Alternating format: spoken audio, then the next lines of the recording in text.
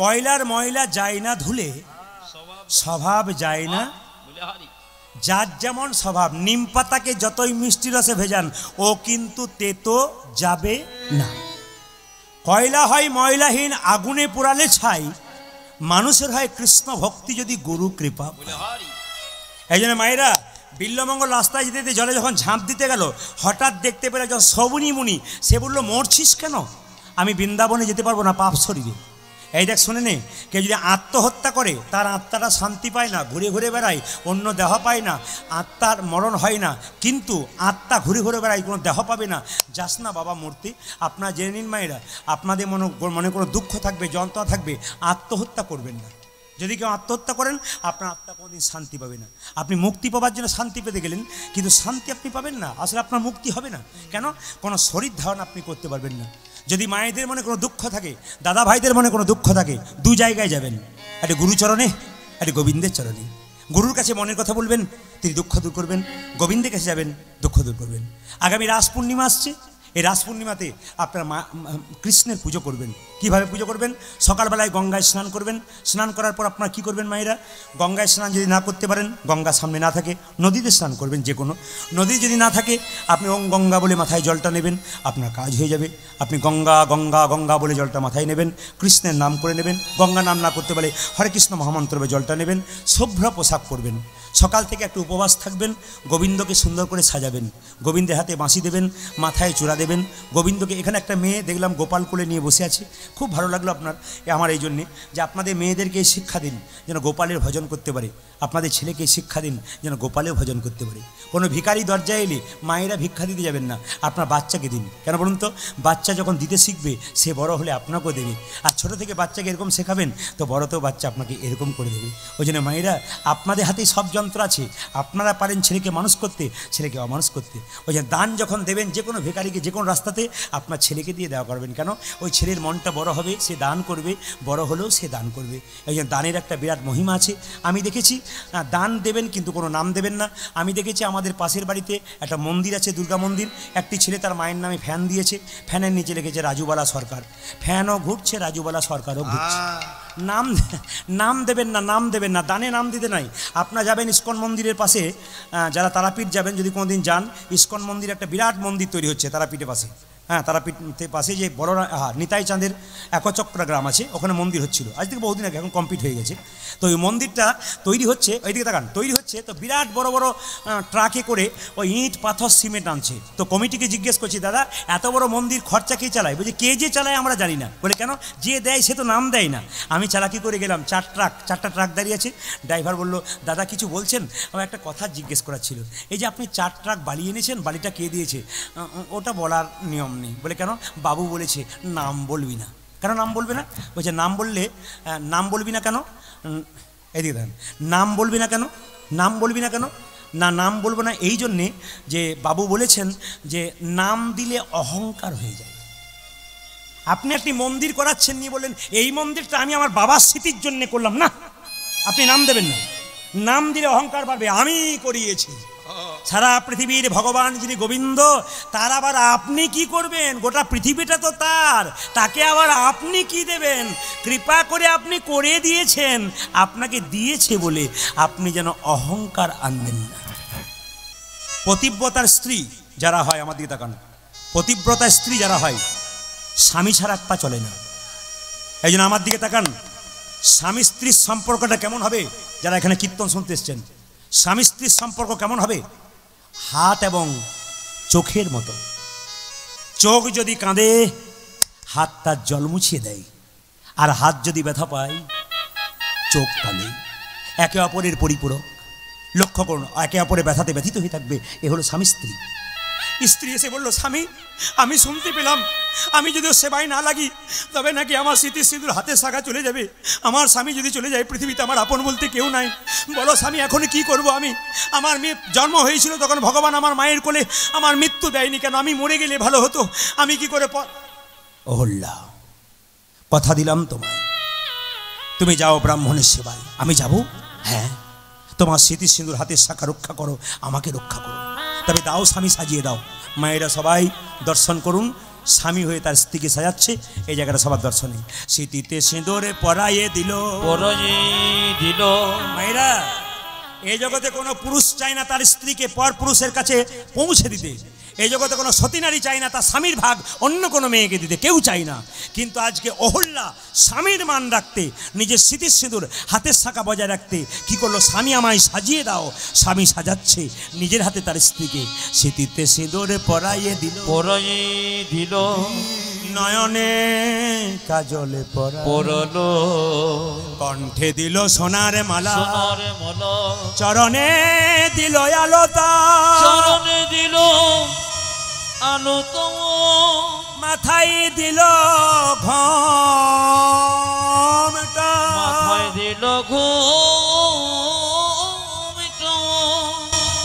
সুন্দর করে অহল্যাকে যখন সাজিয়ে দিয়েছে মা, যে যেখানে আছেন দর্শন করুন জায়গাটা। আপনি অনুভব করবেন আপনার নিজের মতো করে। যদি এই দিনটা আপনার জীবনে কোনোদিন আসে, আপনি কি করবেন? এরকম অনুভব নিয়ে কীর্তন শুনুন, আপনার লাভ আছে। অহল্যা যখন চলে যাচ্ছে পরপুরুষের সেবায় লাগবে বলে তার স্বামী হাতে ধরে তাকে পৌঁছাতে যাচ্ছে। মায়েরা, যখন মন্দিরে ছাগ বলি দেওয়া হয়, ছাগলটাকে যখন বলি দেওয়া হয় না, তখন পাতা খায়। ও বুঝতে পারে না আমাকে বলি দেবে। যখন স্নান করিয়ে সিঁদুরটা লাগিয়ে দেয়, খুঁটোর সামনে আসে, তখন ছাগল আর চিৎকার করে না। সে জানে আমি আমার সব মাকে বিলিয়ে দিচ্ছি, আমার মা আমাকে টেনে নেবে কাছে। কিন্তু না, ছাগ বলির কথা যখন এলাম, বৈষ্ণব শাস্ত্র বলছে ছাগল বলি নয়। বলি কথাটা বেদে বহুবার উচ্চারণ করা আছে। যারা বেদ পড়েছেন, বলি কথা বহুবার। বলি মানে কি? বলি মানে আত্মত্যাগ। বলি মানে কি? কর কর কর দাও। বলি মানে কি? ভাগ। কিসের ভাগ? ভাইয়ে ভাইয়ে ভাগ, বলি করে দাও। বলি ভাগ ভাগ ভাগ, এগুলো কিন্তু বেদ বলছে। বেদে দেখবেন প্রচুর বার বলির কথা, কিন্তু একবারও বেদে কোনো জায়গাতে লেখা নাই ছাগ বলির কথা। জগজ্জননী মা কালী, জগতের যে মা, আপনার মা যদি হয়, আমার মা যদি হয়, তাহলে জগতের মা হলে ছাগলের মা নয় কেন? ছাগলেরও তো মা। মা কখনো সন্তানের রক্ত পান করতে পারে? কোনোদিন পারে না। তাই মা বারবার বলছে, ওরে বলি যদি দিবি, ওই ছাগলটা নয়, তোর শরীরে 6টা ছাগ আছে। রিপু, কাম, ক্রোধ, লোভ, মদমাশ্চর্য সব আমার চরণে দে। বলি দিতে হবে আপনার ওই ছাগগুলোকে। মা অহল্যা আজকে সুন্দর করে সেজে যখন চলে গেছে, তার স্বামী তাকে দরজার ভেতরে ঢুকিয়ে দিয়ে চলে গেল। স্বামী, একি তুমি পাষণ্ড? আমার পরক্ষণে মনে পড়ল, না, এ তো আমার খারাপ হচ্ছে। আমি তোমার স্মৃতি সিঁদুর হাতের শাখা রক্ষা করার জন্য এসেছি। ঠাকুর, ঠাকুর, কীর্তন কেমন জিনিস দেখুন। আজকে 10,000 মানুষ এখানে হয়েছে, 10 থেকে 12,000। আপনারা তাকিয়ে দেখুন, গোটাটাই দেখুন স্টপ হয়ে আছে, একবারে স্টপ, কারো মুখে কোনো কথা নেই। কীর্তন এরকম হওয়া দরকার। মানুষের ভেতরে ঢুকবে তত্ত্বের দ্বারা, ব্যাখ্যার দ্বারা, লীলার দ্বারা। দেখুন, ঠাকুর, ঠাকুর কে?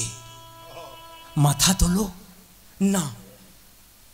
আমি যে আমি যে আমি যে আমি যে অহল্যা, এইদিকে এদিকে এদিকে, আমি যে তোমার সেবায় লাগতে। কি বললে? আমার সেবায় লাগতে এসেছ?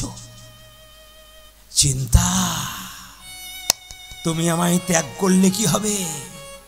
তোমার চাইতে সুন্দরী রমণী আমার। যেই না বলেছে, ঠাকুর তুমি কি ভাবছো, আমাকে গ্রহণ করো, আমি যে নারী, আমার যে গোটা শরীরে জ্বালা করে, যন্ত্রণা করে, আমার বারবার নিজেকে খারাপ লাগে, আমি কেন এলাম? কিন্তু এসেছি স্বামীকে রক্ষা করার জন্যে, আমায় গ্রহণ করো, আমার দিকে তাকাও।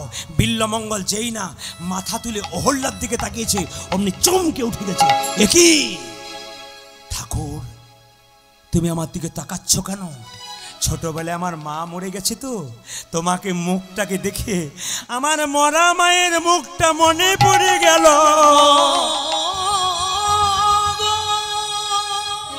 মা,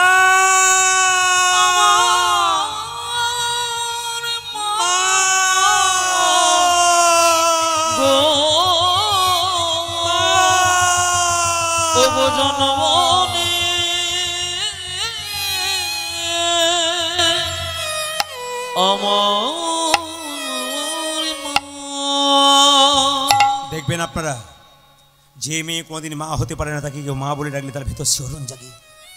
কি বললি? হ্যাঁ রে, তুই কি বললি? আমায় মা বললি? আমি যে মা হতে পারি না রে, আমার খুব যন্ত্রণা, তুই আমার মা বললি? বল বাবা, তুই যখন কামনা বসে ছুটে এসছিস আমায় মা বললি, কি চাস তুই? চাই আমি তোমার মাথার যে দুটো সোনার ক্লিপ, ওই দুটো আমায় দাও। ক্লিপ নিয়ে তুই কি করবি? দরকার আছে মা, দাও।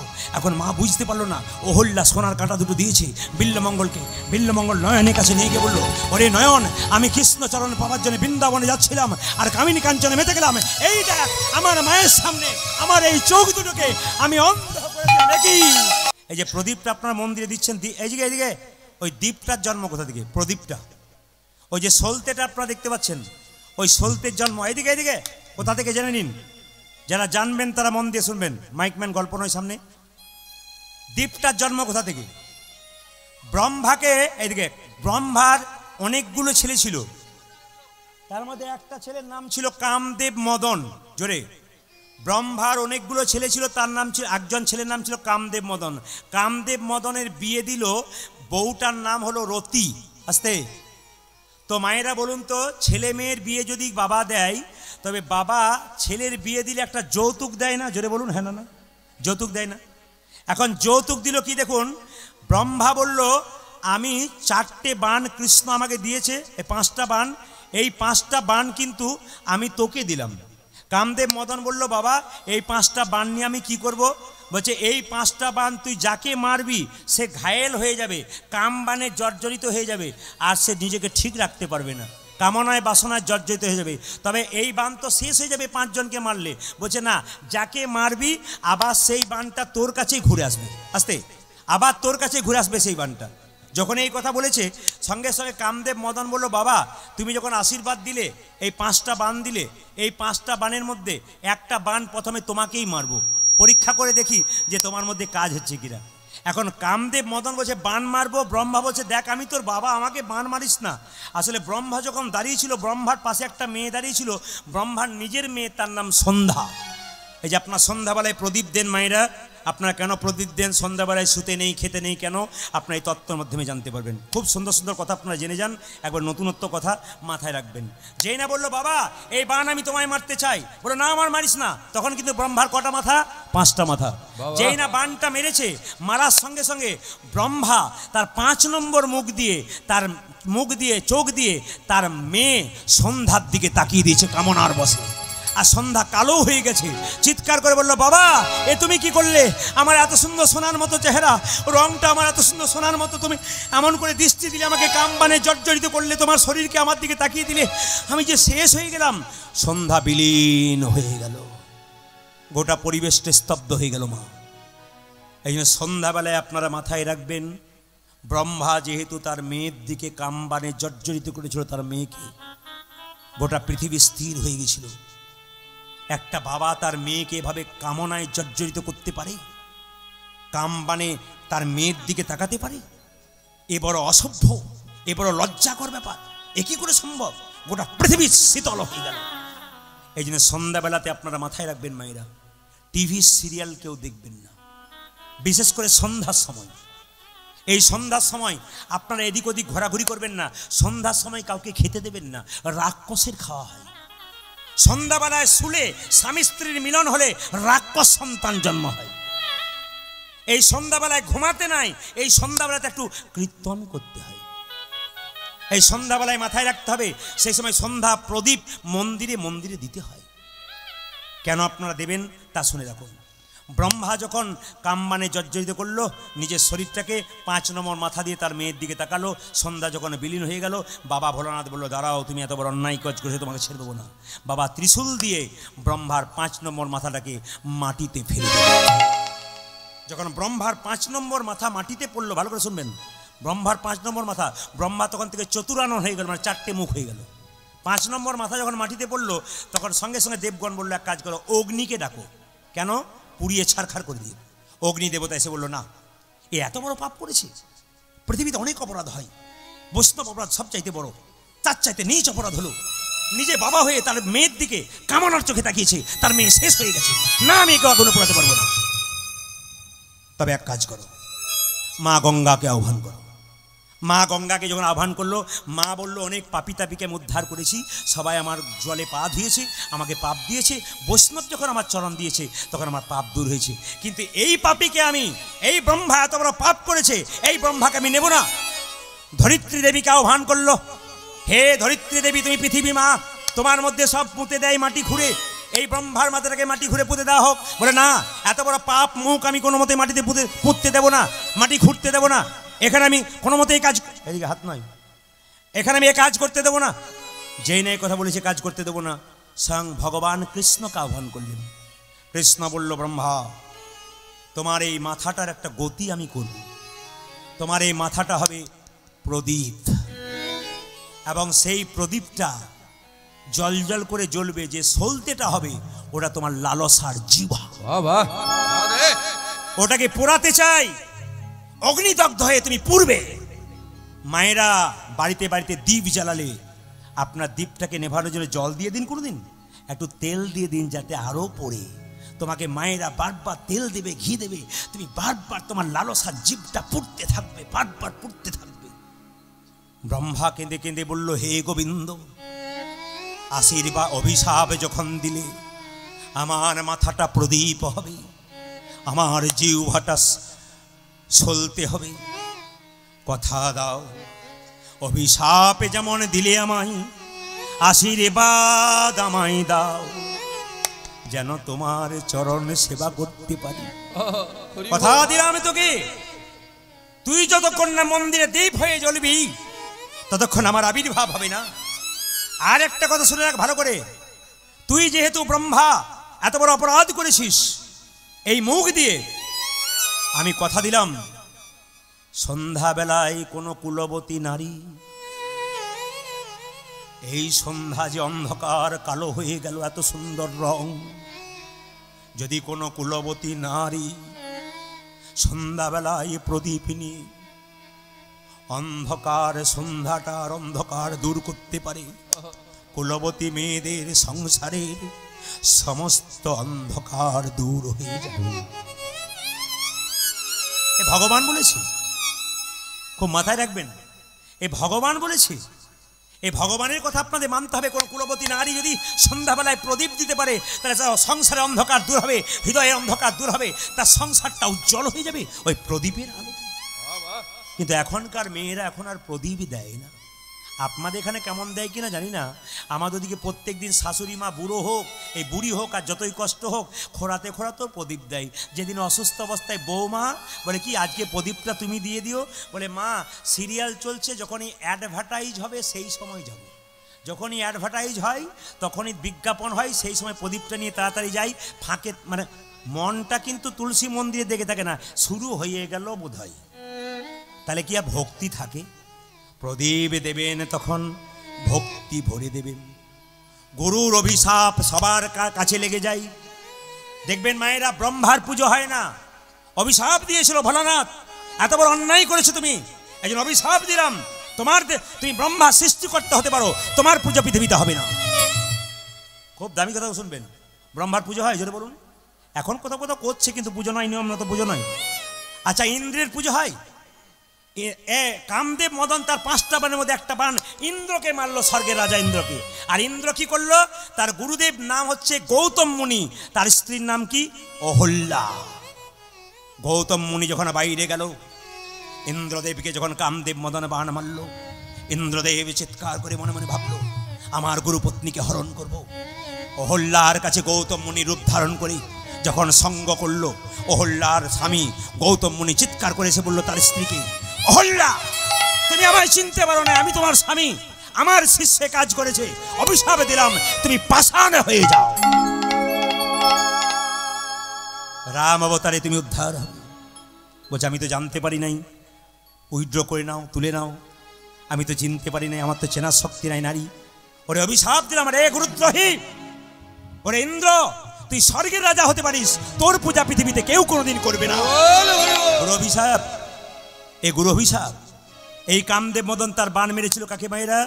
ব্রহ্মা, ইন্দ্র, আরেকজন কাকে? কার পুজো হয় না? চন্দ্র দেবতা। চন্দ্র দেবতার মায়েরা 66টা স্ত্রী ছিল। খুব ভালো করে শুনবেন, এখানে আপনার দামি দামি তত্ত্বগুলো পাচ্ছেন। 66টা স্ত্রী ছিল কার? চন্দ্রদেবীর। এরা কারা? দুর্গার বোন, দক্ষ রাজার মেয়ে। এই 66 জনের সঙ্গে চন্দ্রদেবতার বিয়ে হয়েছিল। এই চন্দ্রদেবকে যখন বাণ মারল কামদেব মদন, সেও ছুটে গেল।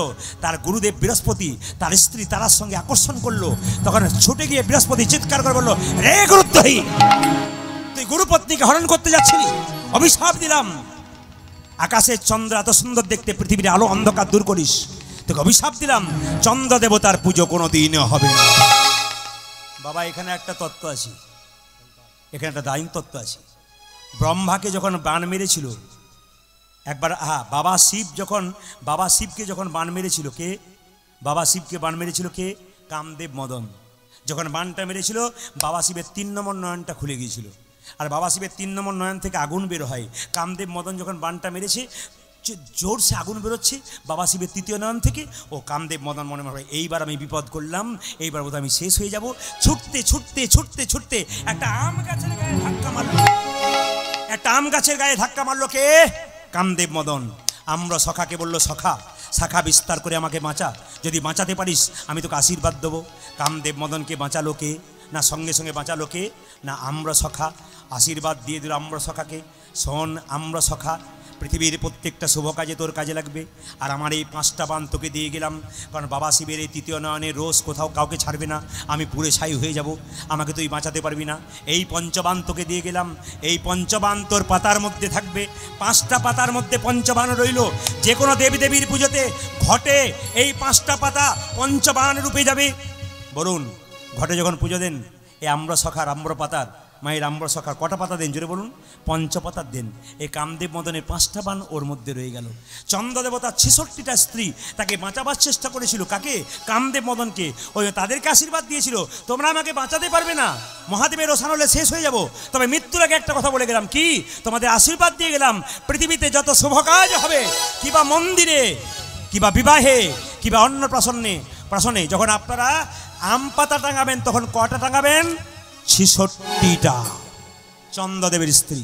দাদা ভাইরা যারা কীর্তন করাচ্ছেন, যারা বাড়িতে অনুষ্ঠান করাচ্ছেন, এতদিন ধরে কীর্তন শুনছেন, যখন এই আম পাতা আপনি দড়ি দিয়ে টাঙাবেন, সুতলি দিয়ে, তখন মাথায় রাখতে হবে 66টা আম পাতা কিন্তু টাঙাতে হবে। এই সুন্দর সুন্দর তত্ত্বগুলো আপনাদের সামনে বর্ণনা করলাম।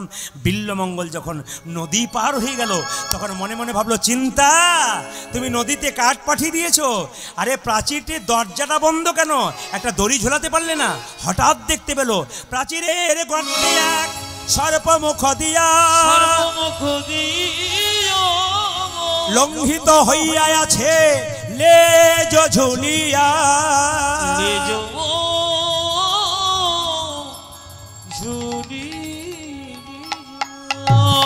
অন্ধকার রাত্রিতে বিল্বমঙ্গল নদী পার হলো কালো কাঠকে ধরে। যখন চিন্তার দরজার সামনে গেল, দেখছে কালো দড়ি ঝুলছে। বা চিন্তা, তুমি আমায় কত ভালোবাসো, আমি তোমার কাছে যাব বলে একটা কালো দড়ি ঝুলে দিয়েছো। ওই কালো দড়িটাকে ধরে যেই না প্রাচীর পার হয়ে গেছে, চমকে উঠেছে চিন্তামণি। তার পাশে একটা মেয়ে থাকতো, ওকে দাসী বলতো। দাসী, দেখ দেখ চোর টোর পড়লো নাকি? দাসী লণ্ঠন নিয়ে বেরিয়ে এসে বলল, এ তুমি কে গো? আমি ঠাকুর, এত রাত্রিতে এলে কি করে? সাপে কামড়ে দেবে যে, এইদিকে এসো, এইদিকে এসো। আমার চিন্তা জেগে আছে, আমার চিন্তাকে বলো না, আমি এসেছি, যদি বিষ খেয়ে মরে দেয় আমি কিচ্ছু বলবো না, তুমি চুপচাপ বসো। ওপর কোঠায় গিয়ে চিৎকার করে বলছে, হ্যাঁ রে দাসী, চোর পড়লো নাকি? হ্যাঁ চোর পড়েছে, তবে ঘর চোর নয়। ছেলেকে বলেন না, মন দিয়ে পড়, 4 ঘন্টা পড়ার দরকার নাই, 1 ঘন্টাতে হবে, মন দিয়ে পড়। আপনাদের কীর্তন শুনবেন, 5 মিনিট শুনবেন, 5 মিনিট, কিন্তু ওইটাই মন দিয়ে। ভগবানকে ডাকবেন, আপনাকে সারাদিন মালা ঝোলা নিয়ে বসতে হবে না, আপনার সময় নেই। যদি সময় নেই, আপনি একবার ডাকুন, কিন্তু মন দিয়ে ডাকুন, বাস। ভগবান বললেন, মন মানা ভাবা। কটা আপেল দিলে, কটা কলা দিলে ওইদিকে তাকাই না, তোমার মনটা আমায় দিলে কিনা ওইটার দিকে আমি তাকাই। এই জন্য আপনাদের এটা প্রমাণ দিয়ে যাই, মন দিয়ে কীর্তন শুনলে কি হয়, 1 মিনিটে কীর্তন শুনেও লাভ হয়। কীরকম লাভ হয়, এই দিকে তাকান। লকডাউনের সময় বাজার খারাপ, একটা বেকার ছেলে বলল যে চাকরি বাকরি যখন পেলাম না, একটা ভালো বিদ্যা আমার জানা আছে। কি? চুরি বিদ্যা বড় বিদ্যা যদি না পড়ে, জোরে বলুন, চুরি বিদ্যা বড় বিদ্যা যদি না পড়ে। ও বলছে আমি চুরি শিখবো। তা কিছু মনে করবেন না। শিখতে এইদিকে এদিকে শিখতে গেলে তো শিক্ষক চাই, নাকি বলছেন? এইদিকে এদিকে এই যে খোল বাজাচ্ছে এরা দুজন, এদের কিন্তু গুরু আছে। আমি কীর্তন শিখেছি, আমার গুরু আছে শক্তিপদ দাস মহাশয়, তিনি আমার গুরুদেব আছেন, প্রথম গুরুদেব। আরও প্রচুর গুরুদেব আমার আছেন, তাদেরকে স্মরণ করলাম, নামগুলো বললাম না। তো সবাই লক্ষ্য করুন যে যেখানে বসে আছেন, এই যে চোর চুরি শিখতে গেলে চোরের সর্দারজি আমি এসেছি চুরি শিখবো বলে। বেটা এ চুরি শিখবি, কিন্তু একটা কথা মনে রাখ, কি লেজো ব্রাহ্মণ আর কেশো চোর, তার দুঃখ জীবন। ব্রাহ্মণ যদি পুজো করতে গিয়ে যদি বলে বাবা 4টা আপেল দিলাম নিয়ে নাও, না না 1টি নেবো, 3টে আপনি নেন, ও সংসার চলবে না। লেজো ব্রাহ্মণ আর কেশো চোর, চুরি করতে অভ্যাস আছে, খুব কাশির ধাত আছে। এ কেশব ব্রাহ্মণ, এইদিকে তাকান, লেজো চোর, লেজো কি ব্রাহ্মণ আর কেশো চোর, তার দুঃখ জীবন ভোর। গুরুদেব বলছে চুরি শিখবি, কিন্তু মাথায় রাখবি ধরা পড়ে গেলে 3টে জিনিস মাথায় রাখবি। কি না, তুই কোনোদিন নাম বলবি না, মানে পেট থেকে বার করবি না যতই পুলিশ মারবে।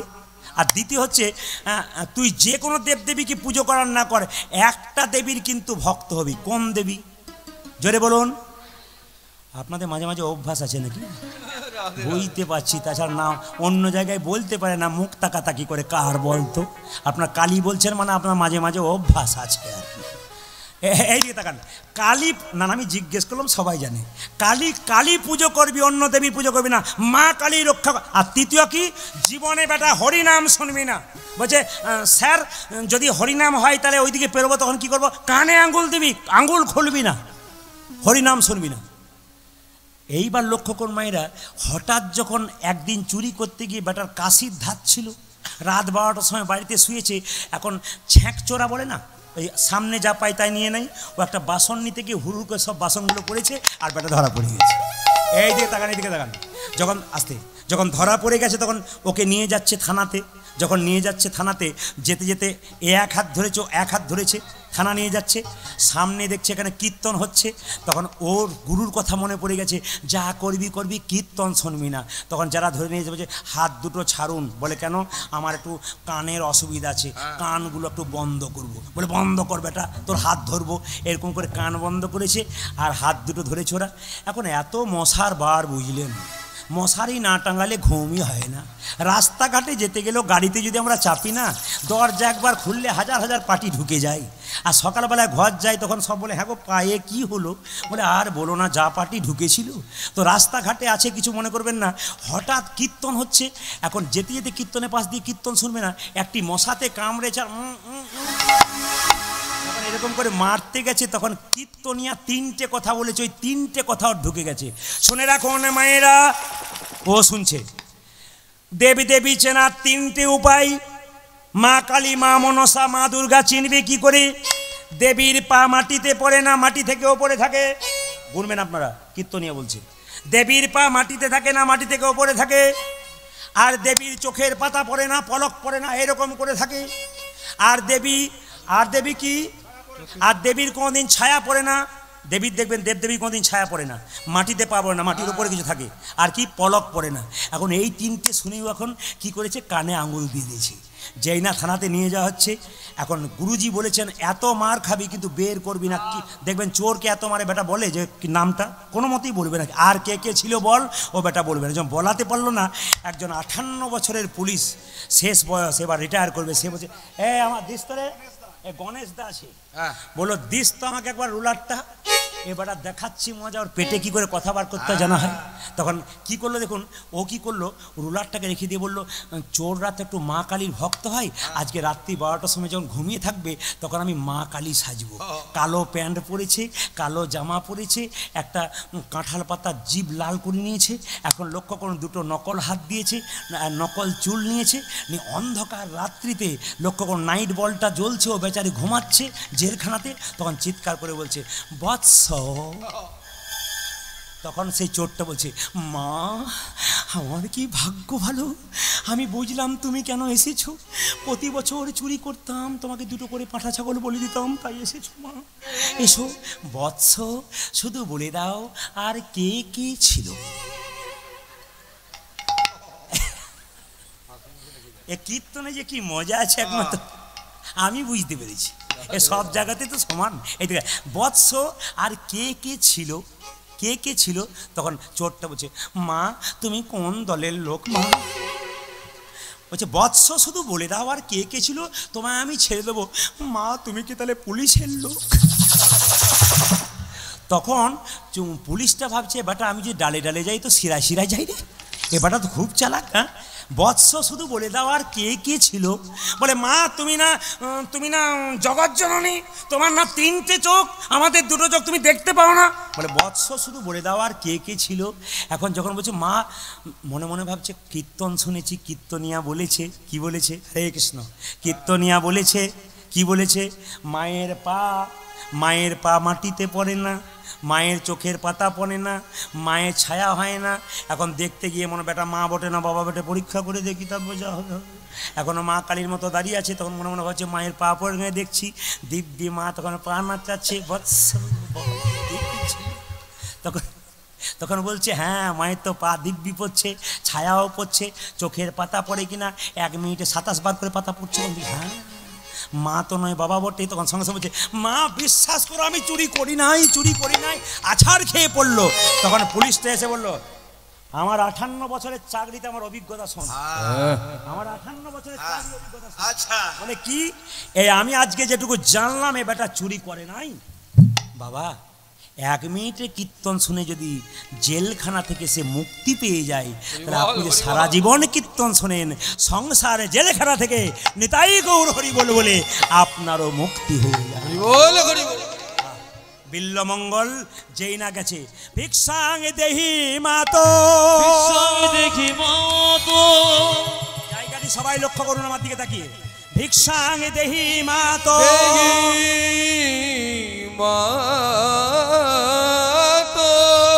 আছো, ভিক্ষাং দেহি মাতো বলেছে কে আছো ভিক্ষা দাও। অহল্যা মনে মনে ভাবলো লোকটা স্বভাব ভালো নয়, এই যখন আসছিল আমাদের কেমন তাকাচ্ছিল। স্বামী বণিককে বলো স্বামী এর কাছে যাবে না, চুপ করো, বৈষ্ণব বাড়িতে আসুক, স্বভাব কেমন তা দেখে লাভ নাই, ওকে সেবা করানো দরকার, বাড়িতে এসছে ওকে সেবা করাতে হবে। যখনই ব্রাহ্মণ এসে বসেছে, ব্রাহ্মণকে অহল্যা স্বামী বণিক বলল তুমি সেবা করবে? হ্যাঁ সেবা করবো। অহল্যা তাড়াতাড়ি রন্ধন করো। অহল্যা রন্ধন করেছে, যাও তুমি নিজে দিয়ে এসো। না আমি যাবো না, লোকটা কেমন তাকাচ্ছে আমার দিকে, ও চাউনিটা ভালো নয়। না তোমাকে যেতেই হবে, না তুমি যাও। অহল্যা শুনলো স্বামীর কথা, যে না অন্ন ব্যঞ্জন তৈরি করে বিল্লমঙ্গলকে দিতে গেছে, বিল্লমঙ্গল মাথা নিচু করে আছে, একবারও অহল্যার দিকে তাকায় নাই। মনে মনে ভাবছে এ চিন্তা, তুমি আমায় পাঠালে, তোমার চাইতে সুন্দরী রমণী পেয়েছি, এবার সেবা করব, তারপর দক্ষিণা চাইতে বলবে, এই মেয়েটাকে চেয়ে বসবো। লক্ষ্য করুন, যেই না সেবা করলো বণিক এসে বলল বলো ব্রাহ্মণ তুমি কি দক্ষিণা চাও? সঙ্গে সঙ্গে ব্রাহ্মণ বলল দেবে, তবে ত্রিসত্য প্রতিজ্ঞা করো, আমি যা চাইবো তাই দেবে, যদি না দাও তবে তোমার স্ত্রী স্মৃতির সিঁদুর হাতের শাঁখা চিরকালের জন্য মুছে যাবে। বলে আমি কথা দিলাম আমি তোমাকে দেবো, তবে দাও আজকের রাত্রিতে তোমার স্ত্রীকে সুন্দর করে সাজিয়ে আমার সেবাই লাগিয়ে দাও।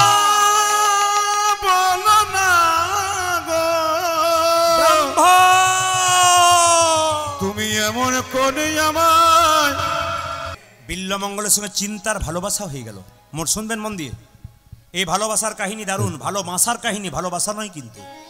এই সমাজে ভালোবাসা অনেক হয়, একবার শোনেন ভুলে যান, কিন্তু রাধা গোবিন্দের ভালোবাসা, বিল্লমঙ্গল চিন্তামণির ভালোবাসা, আপনার বাসা ভালো করবেন আপনি গোবিন্দ কৃপা পাবেন।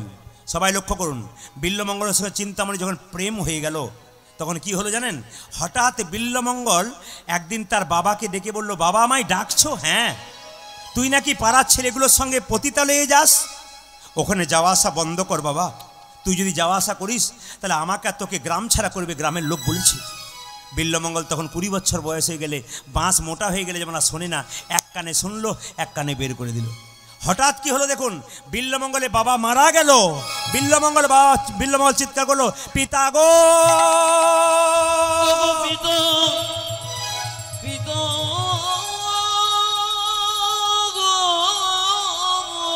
বিল্লমঙ্গলে কেঁদে কেঁদে বললো ছোটবেলায় আমার মা মারা গেছে, এখন আমার বাবা মারা গেল, পৃথিবীতে আমার আপন একজন আছে, চিন্তা। ভগবানকে ভালোবাসতে পারি নাই, চিন্তাকে ভালোবাসতে পেরেছি। এইদিকে তাকাবেন মায়েরা, চিন্তার সঙ্গে ভালোবাসা হয়ে গেল, তার বাবা মারা গেল। ব্রাহ্মণদের কদিন কাজ হয় মা, জোরে বলুন? ব্রাহ্মণদের কেউ মারা গেলে কদিনে কাজ হয়, জোরে বলবেন একজন? কদিনে? 10 দিনে। তো 10 দিনে কাজ, তার ফাঁকে কালকে কাজ, সাধ্যের কাজ, আর আজকে বিল্লমঙ্গল কাছে গেছে, চিন্তার কাছে গেছে। চিন্তা দেখুন কেমন মেয়ে। ভালোবাসা ওই রকম নয়, এইদিকে ভালোবাসা কোনো কামনা থাকবে না, বাসনা থাকবে না। ভালোবাসা একে অপরকে প্রেম দিয়ে যাবে, ভালোবাসা একে অপরের জন্য সব শেষ করে দিতে পারে, এরই নাম ভালোবাসা। বিল্লমঙ্গল প্রত্যেক দিন অসহজ অবস্থায় চিন্তার কাছে যায়। কালকে বাবা শ্রাদ্ধ, ওই অবস্থাতে বিল্লমঙ্গল চিন্তার কাছে গেছে।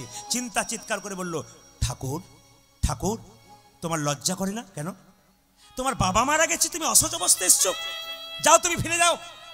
চিন্তা, এ কথা বলো না, ছোটবেলায় আমার মা মারা গেল, এখন আমার বাবা মারা গেছে, এখন আপন বলতে তুমি, তুমি যদি আমায় তাড়িয়ে দাও, আমার আপন বলতে কেউ নাই। বিল্লমঙ্গল চিৎকার করে বলল, আমায় তাড়িয়ে দিও না। চিন্তা বলল, ঠাকুর আমি জানি তুমি আমায় ভালোবেসেছ, এমন ভালোবেসেছ তুমি আর কাউকে ভালোবাসতে পারো নাই। তবে যদি সত্যিকারে ভালোবেসেছ ঠাকুর, তবে আমার মাথায় হাত দিয়ে তুমি কথা দাও, আমি যা বলবো তাই। কি করব? কালকে তোমার বাবার শ্রাদ্ধের দিন, প্রতিদিন তুমি এসেছো, আমি বারণ করি নাই, কালকে বাবার শ্রাদ্ধের দিন তুমি এসো না। বিল্লমঙ্গল বলল, চিন্তা ছোটবেলায় মা মারা গেছে, এখন বাবা মারা গেছে, আমি না এলে যে থাকতে পারবো না, একদিন না এলে মনে হয় 1 মাস তোমার কাছে আসিনি আমি। ঠাকুর কালকে যদি তুমি আমার কাছে এসেছো, আমি কথা দিলাম আমি বিষ খেয়ে আত্মহত্যা করব। বিল্লমঙ্গল কথা দিল, আমি কালকে আসবো না, তবে তুমি চিন্তা মরো না। চিন্তার হাত দুটো ধরে বলল, কথা দিলাম আমি চিন্তা কালকে আসবো না, যদি এসে পড়ি তুমি যেন মৃত্যুবরণ করো না, কথা দাও। কথা দিলাম, তুমি কাল এসো না। বাবার শ্রাদ্ধ সারানো হবে, মায়েরা একটু মাথায় কাপড় নেবেন, নিবেদন রইল আপনাদের কাছে।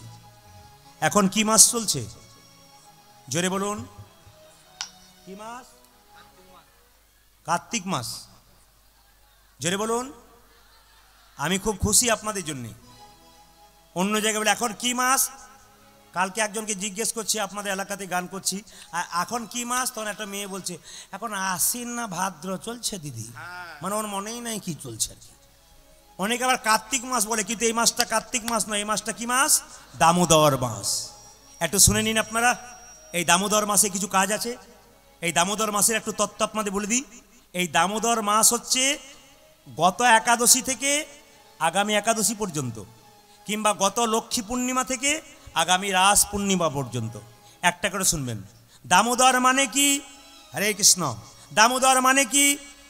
দাম মানে হচ্ছে দড়ি, আর উদর মানে পেট। মা যশোদা গোবিন্দকে এই মাসে তার পেটে দড়ি দিয়ে বেঁধেছিল। কিসের সঙ্গে? গাছের সঙ্গে না, উদ্খল। উদ্খল মানে জানেন? হামাল দিস্তা চেনেন? জোরে বলুন হ্যাঁ না না।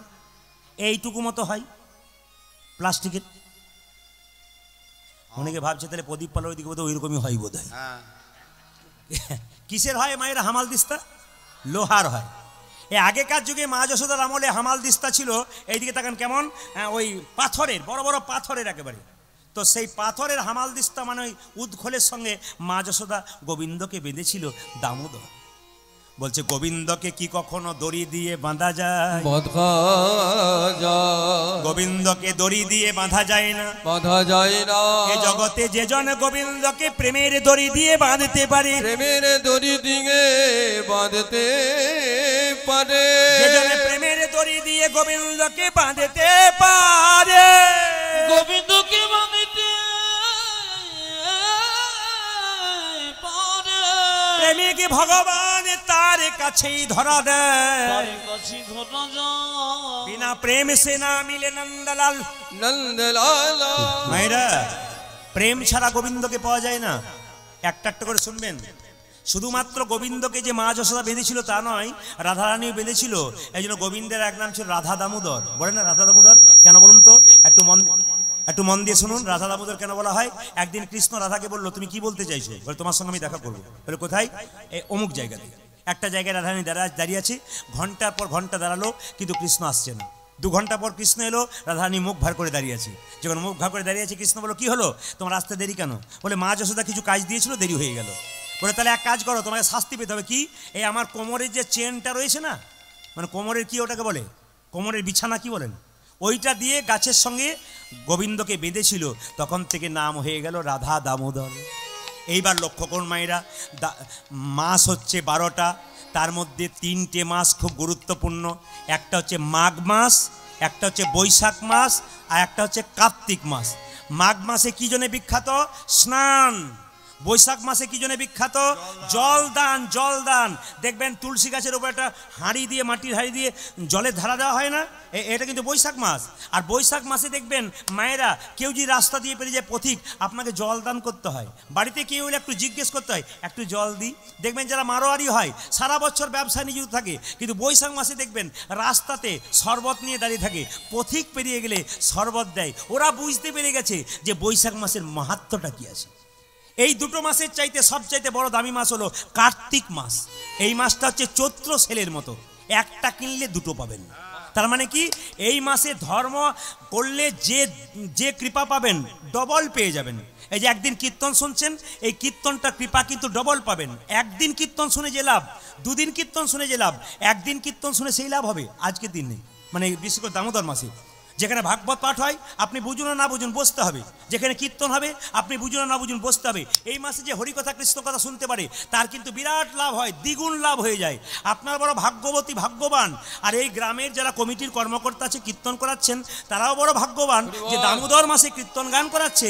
এক বিরাট খ্যাতির ব্যাপার। যারা জানের মাহাত্ম্য কি গুণ আছে, এই দামোদর মাসে দীপ দান করতে হয়, গোবিন্দের চরণে দীপ দেখাতে হয়, গোবিন্দের নাভিতে দীপ দেখাতে হয়, গোবিন্দের মুখমণ্ডলে দীপ দেখাতে হয়, গোবিন্দের গোটা শরীরে দীপ দেখাতে হয়। গুনে নিন কবার। গোবিন্দের চরণে 4 বার। কবার বললাম? গোবিন্দ গুনবেন, আমি শেষে জিজ্ঞেস করব। গোবিন্দের চরণে 4 বার দীপ দেখাতে হয়, নাভিতে 2 বার দেখাতে হয়, মুখমণ্ডলে 3 বার দেখাতে হয়, আর গোটা শরীরে 7 বার দেখাতে হয়। বলুন চরণে কবার দেখাতে হয়? খালি মায়েরাই বলবে, বাবারা বলবে না নাকি? বলে আমাদের মুখস্থ হয়ে আছে, সবসময় ব্যবসা করছি, হিসাব নেই আমাদের। চরণে কবার? হ্যাঁ। আর নাভিতে কবার? 2 বার। বদনে কবার? 3 বার। আর গোটা শরীরে শুধুমাত্র কৃষ্ণকে দীপ দেখাবেন তা নয়, আপনাকে মা যশোদাকেও দীপ দেখাতে হবে। কবার? 3 বার। কেন দেখাবেন? ওরে বাবা, কৃষ্ণের মা, ভগবানের মা যেমন তেমন মা নয়। মুখের মধ্যে কৃষ্ণ মাকে বিশ্বব্রহ্মাণ্ড দেখিয়েছিল। আবার শুধু তাই নয়, কৃষ্ণের মা যশোমতী মাথাতে সাদা ফুল নিয়েছে, সেই ফুলগুলো চরণতলে পড়ে যাচ্ছে। যশোমতী বলছে, হ্যাঁ রে ফুল, তোকে মাথাতে রাখলাম, চরণে পড়লি কেন? তখন ফুলগুলো বলল, ওগো মা যশোমতী, যে গোবিন্দের মা হয় তার কি কখনো মাথায় আমাদের জায়গা হয়? তার চরণটাই আমার শ্রেষ্ঠ জায়গা। এই জন্য বাবা, শুধুমাত্র আপনারা জানেন যে কৃষ্ণকে দীপদান করবেন তা নয়, এই বৈশাখ মাস, এই আপনাদের কার্তিক মাসে আপনার রাধারানীকে রাধারানীকে দীপ দেখাতে পারেন, তার সঙ্গে আপনি মা যশোদাকে অবশ্যই দীপদান করবেন। তবে একটা ছোট্ট কথা আপনাদের বলে যাই, যে যেখানে আছেন একটু জোরে বলবেন তো, রাধা রানী কি জয়। একটু জোরে বলবেন, শ্যাম সুন্দর কি জয়। বলছেন না, ভয় বলছেন, আমি বুঝতে পারছি না। আর জোরে বলবেন, রাধা রানী কি, রাধা দামোদর কি, দামোদর মাস কি। আর 2-4 জন বলছে, আর কত জয় বলবো দাদা। ওই জন্য আমি কীর্তন করতে আসছিলাম, তখন একটা মেয়ে বলছে, দিদি সামনে বসিস না। বলি কেন? পা মেলে বসতে পাবি না, খালি উলুধ্বনের হরিধ্বনি। পেছনে বসবি, সময় মতো পালাবার চান্স পাবি। ওই চালাক পাটি যারা হয় তারা না, আপনার জায়গা পান নাই বলে বসেছেন আর কি। শেষে যারা বসে না তারা চালাক পাটি। কেন বলুন তো? সময় মতো ফাঁকে ফাঁকে পালাবার চেষ্টা করে। আর সামনে যারা বসে কোন লজ্জায় যায়, না ভক্ত যারা হয়, সামনে হোক আর পেছনে হোক একসঙ্গে দেয়। জোরে বলুন, রাধা রানী কি জয়। আচ্ছা সুরে সুরে বলুন, রাধা রানী কি জয়। এই সুরে বলবেন, শ্যাম সুন্দর কি জয়, জগদ্ধাত্রী মাতা কি জয়, মাতা কালিকা কি জয়। যারা বসে বসে হাই তুলছে তাদের কি জয়। 2-4 জন তুলছে, ওই জন্য বললাম আর কি। যেমন শ্যাম সুন্দর কি, মদন মোহন কি। মায়েরা, বিল্লমঙ্গলকে সাধ্য সারাচ্ছে ব্রাহ্মণ।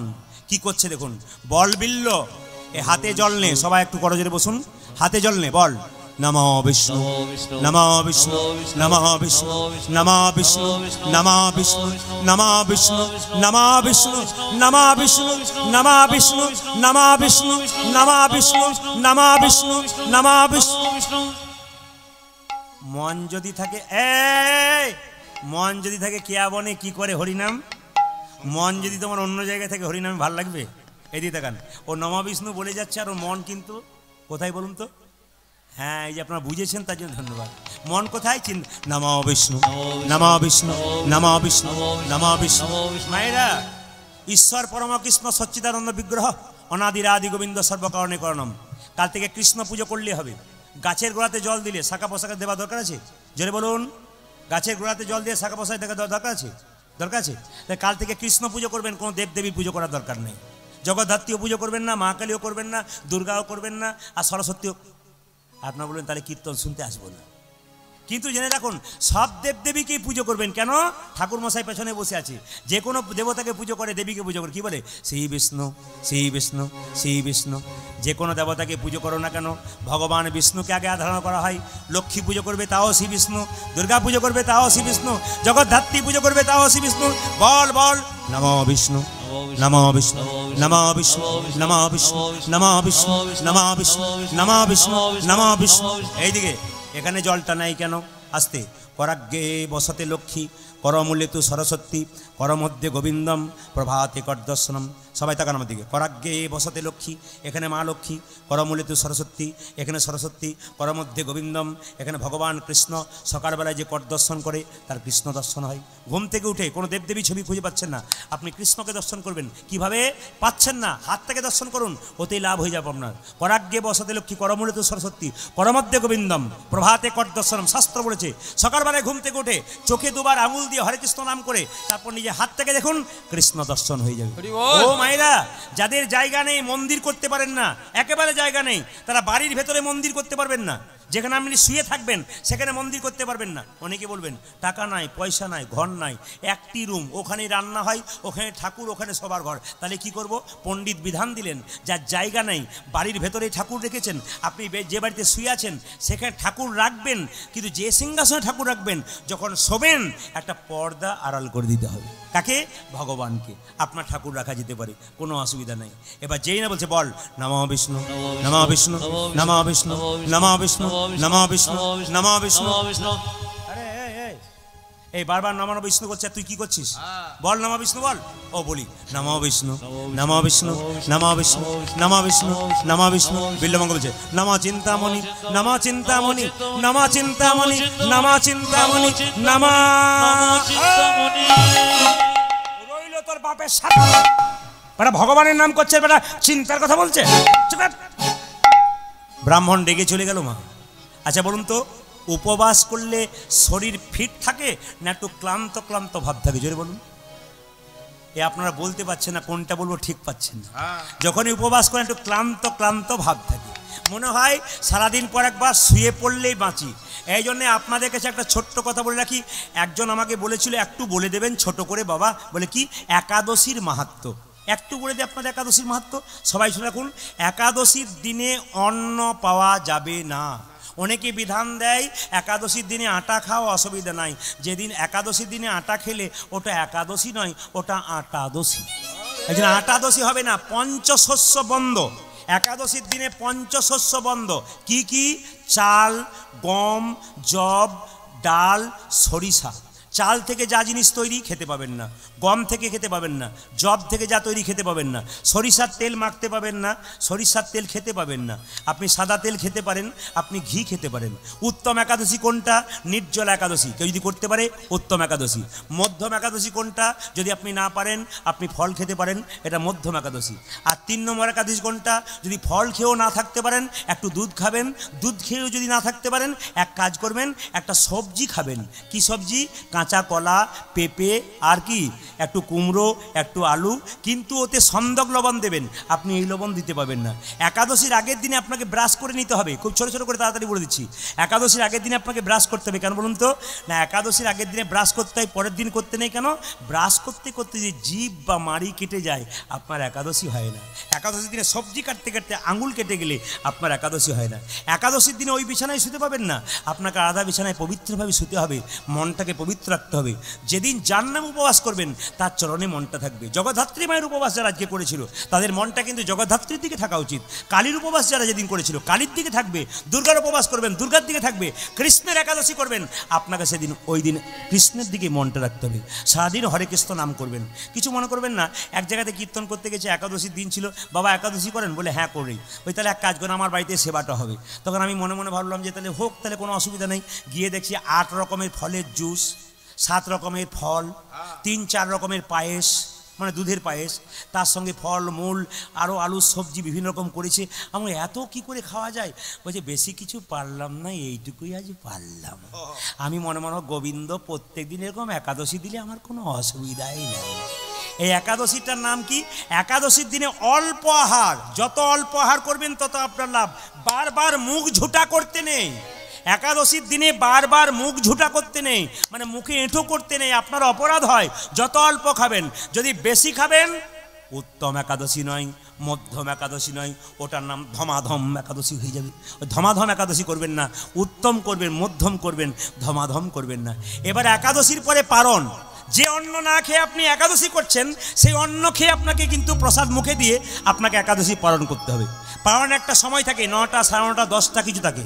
এবার অনেকে প্রশ্ন করে আমাদেরকে, আচ্ছা প্রদীপবাবু ধরুন আমি ট্রেনে যাচ্ছি, ভোরবেলা হয়ে গেছে, আমি একাদশী করেছি, আমি পালনের সময় জানতে পারলাম না, এমন এক জায়গায় যাচ্ছি, আমার মোবাইলে কোনো টাওয়ার নেই, কিচ্ছু নেই, আমি কি করে পালন করব? শাস্ত্র বলে দিয়েছে কিন্তু কি করে পালন করবেন। বলছে যে পালন করবেন, জগন্নাথের প্রসাদ যদি আপনার কাছে থাকে মুখে দেবেন, চিরে প্রসাদ গোবিন্দের নাম করে দেবেন, আপনি মুখে দেবেন। তবে হ্যাঁ, কখন দেবেন 9টা 9:30 জানতে পারেন না। বলছে সূর্য ওঠার পরে 1 ঘড়ি, মানে সূর্য ওঠা থেকে 24 মিনিট পর্যন্ত যদি আপনারা মুখে দিতে পারেন 8 ঘন্টার মধ্যে, আপনার কোনো অসুবিধা নেই। আপনি জানেন না কখন পালন হবে, আপনি সূর্য ওঠার 8 ঘন্টার মধ্যে আপনি পালন করবেন, আপনার কোনো অসুবিধা। যদি না জানতে পারেন, আর যদি জানতে পারেন তা সময় মতো একাদশী করবেন। বিল্লমঙ্গল ক্লান্ত হয়ে গেল, রাত্রিবেলায় যখন শুয়ে পড়লো, আজকে চিন্তার কাছে যায় নাই, 1 মাস যেন যায় নাই। হঠাৎ যখন রাত্রি 12টা বাজছে, মনে পড়ে গেল চিন্তা,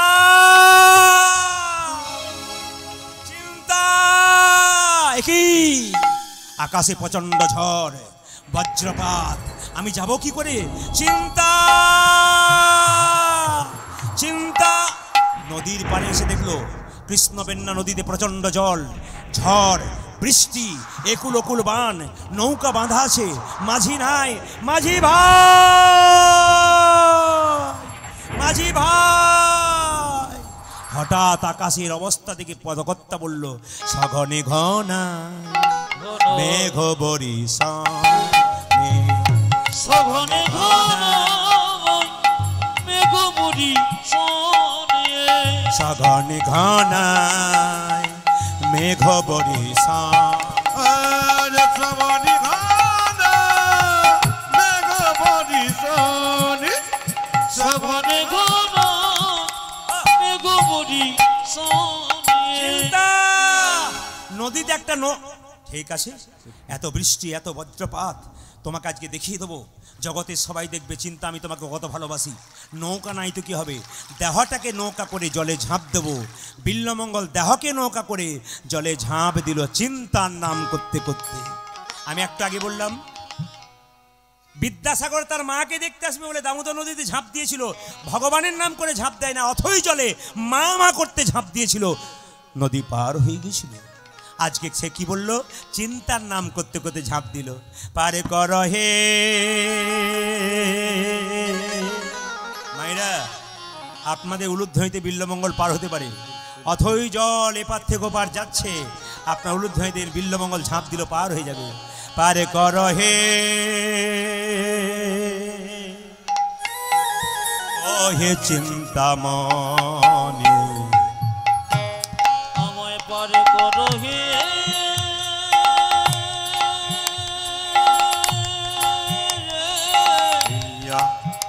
বলো হইয়া, বলো হইয়া, ও চিন্তামণি। সাউন্ডটা দাও, সাউন্ডটা দাও।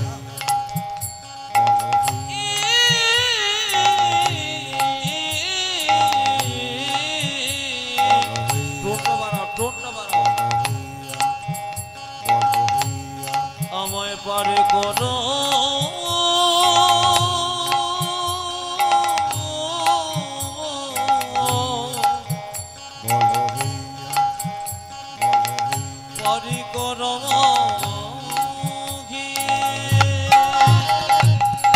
পার কর হে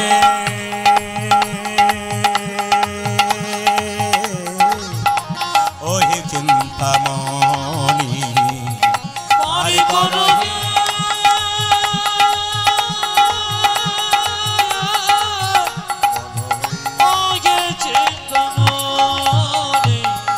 নামের মালা পইরা গলে ভাইসা দিলাম দেহ খানি আজ নামের মালা কইরা গলে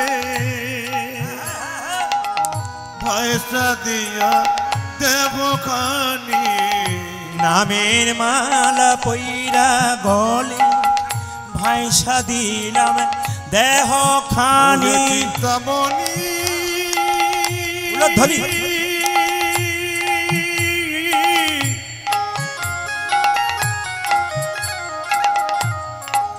চিন্তামণি গো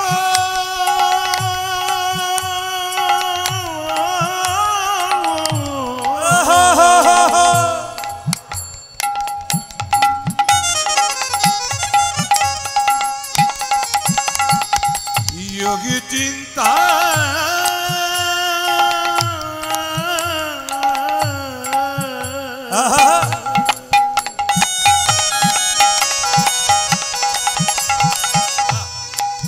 চিন্তামণি চিন্তামণি চিন্তামণি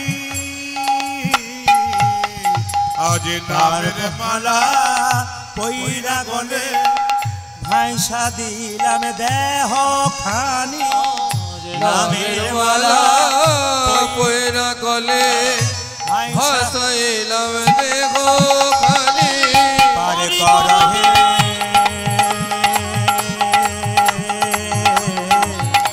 ওহে চিন্তামণি বলো হইয়া আহিয়া আহিয়া পারি করো হে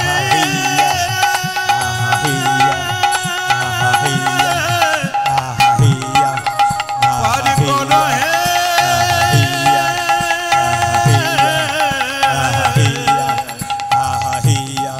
আমায় তুমি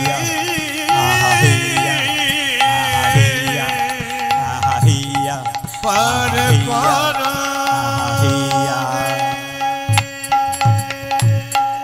হঠাৎ যখন জলে ঝাঁপ দিয়েছে মায়েরা এদিকে তাকান অথই জল বিল্লমঙ্গল ডুবছে আর উঠছে মনে মনে ভাবছে চিন্তা এই তোমার ভালোবাসা একটা কাঠ পাঠিয়ে দিতে পারতাম এই ঝাঁপ দিয়ে কাঠটাকে ধরতাম অন্ধকার রাত্রিতে দেখতে পেলে একটা কালো কাঠ জলের মধ্যে ভাসছে চিন্তা তুমি আমার জন্য কাঠ ভাসিয়ে দিয়েছো আমি বুঝতে পারলাম তুমি আমায় কত ভালোবাসো কাঠটাকে ধরে কি করলো প্রেমা বেগে লইয়া ডুবাই জল বেগে প্রেমা বেগে লইয়া ডুবাই জল বেগে বেগে লইয়া ডুবাই জল বেগে লয়া ডোবানো ভেঙে ওই যে ডুবি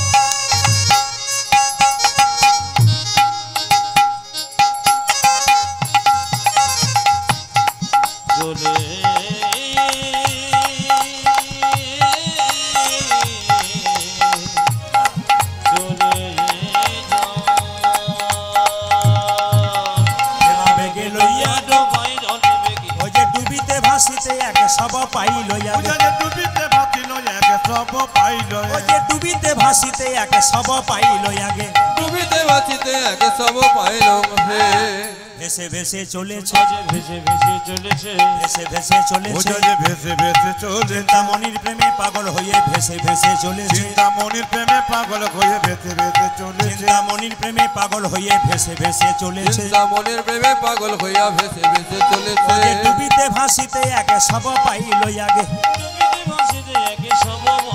ও যে ডুবিতে ভাসিতে একে সব পাইল ডুবিতে ভাতিল একে সব পাইল তোর মন চোর এসেছে মন চোর এসেছে মন চোর এসেছে ওর মন চোর চোর এসেছে দেখে এলাম ওরে চিন্তা মন চোর এসেছে।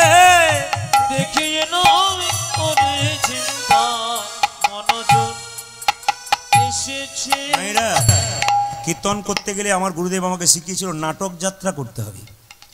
10,000 12,000 লোক তোর মুখটার দিকে তাকিয়ে থাকবে, নাটক যাত্রা করতে হবে। তো ক্লাস 4 থেকে আমার অভ্যাস ছিল গ্রামের যাত্রা নাটক করা। একটু লক্ষ্য করুন, চিন্তামণি বেরিয়ে এলো বিল্বমঙ্গল ঠাকুরের কাছে। ঠাকুর, এত রাত্রিতে এলে কেন ঠাকুর? তুমি থাকতে পারলে না? প্রেম, তুমি থাকতে পারলে না? না, আমি তোমায় ভুলে থাকতে পারলাম না চিন্তা। তোমার কাছে ছুটে এলাম, পাগল হয়ে গেলাম আমি। সারাটা রাত্রি আমার ভেতরটা কুড়ে কুড়ে খাচ্ছিল তোমার কাছে আসতে পারিনি বলে। এই জন্য তোমার কাছে ছুটে এলাম। এই দেখো তুমি আমাকে কত ভালোবাসো, তার প্রমাণ তো তুমি দিয়ে দিয়েছো। কি প্রমাণ দিয়েছি বলো? কি প্রমাণ দিয়েছি? তুমি নদীতে একটা কাঠ পাঠিয়ে দিয়েছো, ওই কাঠটাকে ধরে তোমার কাছে ছুটে এলাম। আমি কাঠ পাঠালাম তোমার জন্য? হ্যাঁ। দেখাতে পারবে? হ্যাঁ দেখাবো। তুমি প্রাচীর পার হলে কি করে? কেন গো, তুমি একটা দড়ি ঝুলিয়ে দিছো, ওই দড়িটাকে ধরে এলাম। ঠাকুর, আমি দড়ি ঝুলালাম, কই দেখাও দেখি। বিল্বমঙ্গল চিন্তাকে হাতে ধরে দেখাতে নিয়ে গেল। তখন সকাল হয়ে গেছে, দেখতে পেল মায়েরা অন্ধকারে কেটে গেছে, সকাল সূর্য উঠছে। দেখছে এক কোণে যেটাকে কালো কাঠ ভেবেছিল একটা মরা মানুষের শরীর। ঠাকুর, এত প্রেম কেন দিলে অভাগিনী রে? অভাগিনী রে, এত প্রেম কেন দিলে এই পতিতা মেয়েকে? এই পতিতা মেয়েকে কি এমন খুঁজে পেলে ঠাকুর, যার জন্যে পাগল হয়ে ছুটে এলে? পাগল হয়ে ছুটিয়ে রে। ঠাকুর, আমি চমকে গেলাম তোমার সাহস দেখে। মৃত্যুর পরোয়ানা না করে তুমি একটা কালো কাঠকে ধরে আমার কাছে ছুটে তুমি ছুটে এলে কালো কাঠকে ধরে। শুধু তাই নয়, আমার দিকে তাকাও, কোথায় দড়ি আমায় দেখাতে পারবে? হঠাৎ দেখতে পেলো মা দড়ি নয়, একটা বিষধর সাপ গর্তের মধ্যে ঢুকেছিল, লেজটা বাইরে ছিল। চিৎকার করে বলল, ঠাকুর, এ তুমি কি করেছো? বিষধর সাপ, এই যে তোমায় কামড়ে দিলে তুমি মরে যেতে। পারলাম না চিন্তা, জীবনে সবাইকে ভুললাম, তোমায় ভুলতে পারলাম না। তোমার মধ্যে যে আমি কৃষ্ণ দেখতে পেয়েছি, তোমার মধ্যে আমি বৃন্দাবন দেখতে পেয়েছি, তোমার মধ্যে আমি সব দেখতে পেয়েছি। চিন্তা, তুমি আমায় পাগল করে দিও না, তুমি আমায় বাধা দিও না, আমি তোমার কাছ থেকে যাব না। চুপ করো তুমি। এই ভালোবাসার কাহিনী পৃথিবীর সবাই শুনবে, কিন্তু এই ভালোবাসার কাহিনী কামনাই হবে না, এই ভালোবাসার কাহিনী বাসনাই হবে না, এই ভালোবাসার কাহিনী ত্যাগের দ্বারা হবে। যদি ঠাকুর আমায় সত্যি ভালোবাসো, আমার মাথায় হাত দিয়ে কথা দাও, আমি তোমাকে যা বলবো তুমি তাই শুনবো। আজকের এই সকাল বেলায় কৃষ্ণের ছবিটা তোমার হাতে দিলাম, তুমি বৃন্দাবনে চলে যাও। চিন্তা,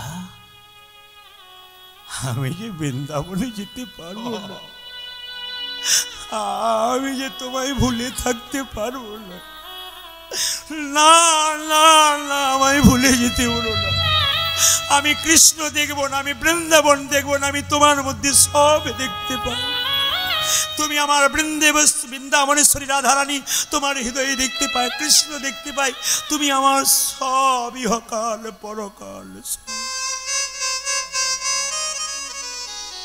কথা দাও ঠাকুর, পৃথিবীর ইতিহাসে নাম থাকুক, আমি একটা পতিতালয়ে বাস করে তোমায় বৃন্দাবনে পাঠাতে পেরেছি। কৃষ্ণের ছবিটা নিয়ে যাও, কথা দিলাম। তুমি যেদিন বৃন্দাবনে কৃষ্ণকে পাবে, সেই দিন তোমার পাশে বসে আমি আরাধনা করব, রাধা গোবিন্দের যুগল সেবা করব। এই দেখো, তোমাকে ছবি দিলাম, তুমি বৃন্দাবনে চলে যাও। যাব? হ্যাঁ, আসি চিন্তা। রাস্তায় যেতে যেতে গাইছে, ওই আমি কোথায় গেলে যে পাবো গো দেখা, রাধে রাধে দেখো আমার ঘন শ্যাম, আমার ঘন শ্যাম। ওই আমি কোথায় গেলে পাবো গো দেখো আমায় ঘন শ্যামে আমায় ঘন আমি কোথায় গেলে পাবো গো দেখা, আমায় ঘন শ্যাম, আমায় বাঁকা শ্যাম। কোথায় আমার কৃষ্ণ কানা,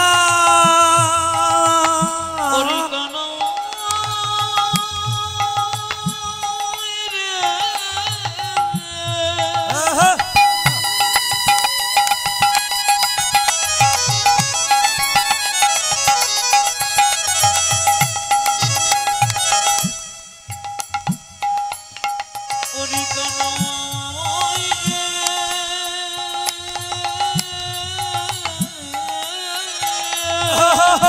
বলে হরি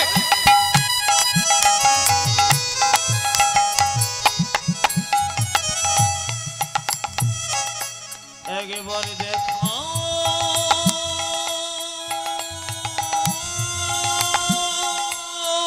আহা!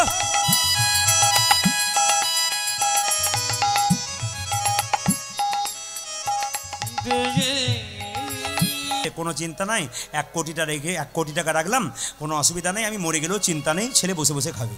বললাম ছেলেকে যে মরে গেলেও চিন্তা না, ছেলেকে কেমন তৈরি করে গেলেন? তখন বলছে কেমন আবার, ভালোই বসে বসে খাবে। আমার ছেলেকে এইরকম তৈরি করলেন না এরকম তৈরি করলেন, এটা মাথায় রাখতে হবে। আপনি যদি এইরকম তৈরি করেন 1 কোটি টাকাটা সাধুগুরু বৈষ্ণবের সেবায় লাগিয়ে আপনার আত্মার শান্তি কামনা করবে। আর যদি আপনি এইরকম তৈরি করেন 1 কোটি মানে কি আপনার 10 কোটি টাকা চলে যাবে। তবে আপনাদের আসলে একটা খুব ভালো, এখানে কোনো মাতাল টাতাল নাই, আছে পার্টি এখানে আছে আছে আছে, ও 2-4টা মায়েরা বুঝতে পেরে গেছে পার্টি আছে। তবে একটু তাকিয়ে নেবেন, কিছু মনে করবেন না মায়েরা, একটু তাকিয়ে নেবেন। আচ্ছা দুর্গা পুজো তো আপনারা করলেন, কালী পুজো করলেন, একটু কালীর কথা, মা কালী যখন জগদ্ধাত্রীর কাছে আসে, একজন ভক্ত বলেন কালী নিয়ে একটু বলবেন, বাবার নিয়ে বলবেন। বাবার নিয়ে প্রথমে বলে দিয়েছি, জগদ্ধাত্রী নিয়ে পরে বললাম মায়ের কৃপা পাবেন। তাহলে কালীর নিয়ে একটু বলি। কালীর কটা হাত মা জোরে বলুন? 4টা। আচ্ছা 4টা হাতের মধ্যে একটা হাতে কি বলছে? দে, দেবো। আর কামনা বসে আসবি, আমার হাতে কি আসে দেখছিস তো, আর ঝুলছে কে, তোকেও ঝুলিয়ে দেবো বলে দিলাম। তার মানে কি, ভালো ছেলে হবি, ভালো ছেলে হবি আমার কাছে আসবি এইরকম দেবো। আর যদি খারাপ ছেলে হবি কামনা বসে আসবি, এই দেখ শেষ করে দেবো। আসলে মা মায়েরা, মা দুর্গার 3য় নয়ন থেকে কাজ সৃষ্টি হয়েছিল কালীর। দেখবেন এখানে তো মিহিরবাবু রয়েছেন, দুর্গা পুজো করেন, আমি ভুল বলছি কিনা উনি বলবেন। দেখুন তো দুর্গা পুজোর সময় গণেশের পাশে একজনকে সাদা লাল পেরে কাপড় দিয়ে কলা গাছে বেড়ানো হয়, উনি গণেশের বউ না কার্তিকের বউ? জোরে বলুন তো। বাহ, আপনারা 2-4 জন যারা বলেন গণেশের বউ, তাদের আমি কোটি কোটি প্রণাম। কি সুন্দর বলছে, বলছে গণেশের বউ, কার্তিকের বউ, উনি গণেশের মা, ওনার নাম কলা বউ। 9টা পত্রিকা দিয়ে হলুদ সুতো দিয়ে বাঁধতে হয় মন্ত্রপুত করে, তারপর গণেশের পাশে বসানো হয়। ইনি হচ্ছেন কি গণেশের মা, নবপত্রিকাবাসী। এইবার সবাই লক্ষ্য করুন, যে যেখানে আছেন দেখবেন মা দুর্গা চন্ডমুণ্ড নামক অসুরকে বধ করেছিল। মায়ের এক নাম ছিল চামুন্ডা। মা দুর্গাকে আপনারা দেখেন গৌরবর্ণ, হলুদ বর্ণ, কিন্তু না, মা এক সময় কালো বর্ণ ধারণ করেছিল। কখন? যখন চন্ডমুণ্ডকে বধ করেছিল। দেখবেন দুর্গা পুজোয় সন্ধি পুজো হয় না, জোরে বলুন হানা না। সন্ধি পুজোর সময় কাকে বলা হয়? অষ্টমীর 2 দণ্ড, নবমীর 2 দণ্ড, মাঝখানে সন্ধি পুজো। ওই সময় কিন্তু মায়ের রূপটা কীরকম? একেবারে কালো। তখন মায়ের দিকে তাকাবেন, যখন পুজো করে সন্ধি পুজোর, তখন লক্ষ্য করবেন চোখ একবার বিভৎস, ভয় খেয়ে যায় চোখকে দেখলে। ও মায়েরা, চন্ডমুণ্ডকে বধ করবার আগে চন্ডমুণ্ড পাঠিয়েছিল কাকে? একজন অসুরকে, তার নাম কি? রক্তবীজ। ওই রক্তবীজ নামক অসুর কী করেছিল দেখুন, লক্ষ্য করুন। রক্তবীজ নামক অসুর যখন মা দুর্গার দিকে কামনা বসে ছুটে গিয়েছিল, মা দুর্গা তখন 3য় নয়ন থেকে ভুরু কুচকিয়ে করাল বদনী উলাঙ্গিনী খড়্গধারিণী মা কালীকে সৃষ্টি করলেন। আর মা কালী কি করলেন? এসে একবারে রক্তবীজ নামক অসুরের মস্তক ছেদন করলেন। রক্তবীজ নামক অসুরের বৈশিষ্ট্য ছিল এর রক্ত যত মাটিতে পড়বে তত ওষুধ তৈরি হবে। মা দুর্গা প্রথমে জীব দিয়ে লেহন করলেন, সেই রক্ত পান করলেন, তারপর সেই রক্ত সেগালকে দিলেন, মাটিতে পড়লে আরও ওষুধ তৈরি হবে। আচ্ছা মায়েরা সবাই লক্ষ্য করুন, মা দুর্গার তৃতীয় নাম থেকে কার জন্ম হলো? জোরে বলুন। মা কালীর। জোরে বলুন, কার জন্ম হলো? মা কালীর। আচ্ছা, মা কালীর চরণতলে যে পড়ে আছে সে কে? জোরে বলুন। ভাইরা বলছে শিব, মায়েরা বলছে শিব, কিন্তু শিবের 8টা অংশ শরীরের, একটা অংশ কাল ভৈরব, শিবই বলা হয়, শিবের একটা অংশ। আচ্ছা, তাহলে কিছু মনে করবেন না, মা কেউ বলবেন না, মায়েরা বলবে মা কালীর সঙ্গে শিবের সম্পর্ক কি ভাসুর না শ্বশুর? শ্বশুর। কি সম্পর্ক? শ্বশুর। দেখ, হুগলি জেলার মায়েরা তাও বলে, অন্যান্য জেলাতে বলে ভাসুর না শ্বশুর। ফোন নাম্বারটা দেবেন, কালকে বুঝে শুনে বলে দেবো। কিন্তু আপনারা 2-4 জন বলছেন কে কে কে কে? স্বামী। আরে দুর্গার তৃতীয় নাম থেকে যদি মা কালীর জন্ম হয়, তাহলে মা কালীর স্বামী যে হবে দুর্গার স্বামী যে হবে। কিছু মনে করবেন না, এদিকে তাকান। যখনই মা কালী তার স্বামীর বুকে পা দিয়েছে, এই কথাটি বলেছি, এক জায়গায় কীর্তন করছি, একটা মেয়ে এসে বলছে কীর্তন হয়ে গেল, সবাই চলে যাচ্ছে, মেয়েটি বলছে আমার একটি জানাচ্ছি। কি মানে বলবো? বলুন। মানে ওই স্বামীর বুকে পা দেওয়া যায়? আপনারা তো চিন্তা কেন? সবাই জিজ্ঞেস করে আপনার কেন? আমার মাঝে মাঝে ইচ্ছা হয়। কীর্তনে যে কি জিনিস আছে, যত রাত বাড়বে তত মজা বাড়বে আর কি। এই কীর্তনে মজা আছে।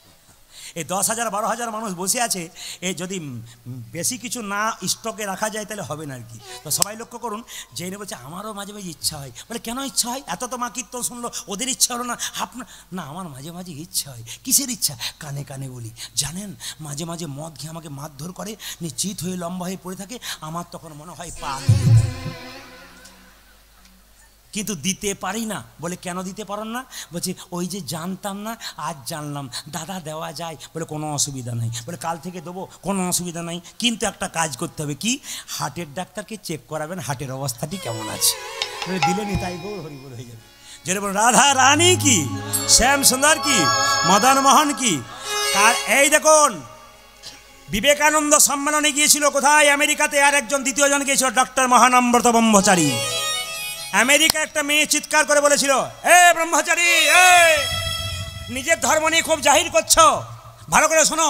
তোমাদের মা কালী উলঙ্গিনী কেন? তোমাদের মায়ের কাপড় নাই কেন? তোমাদের ল্যাংটা মা কেন? এ পুজো কেমন পুজো? এ কি শিক্ষা দিচ্ছে তোমাদের সনাতন ধর্ম? যারা বুদ্ধিমান হয় তারা উত্তেজিত হয় না, চুপচাপ শোনে। জিজ্ঞেস করলো, মা কিছু মনে করো না, আমার মা কালীর কাপড় নেই কেন জানো? কেন? কি সুন্দর বোঝালো দেখুন মহানম্রত ব্রহ্মচারী।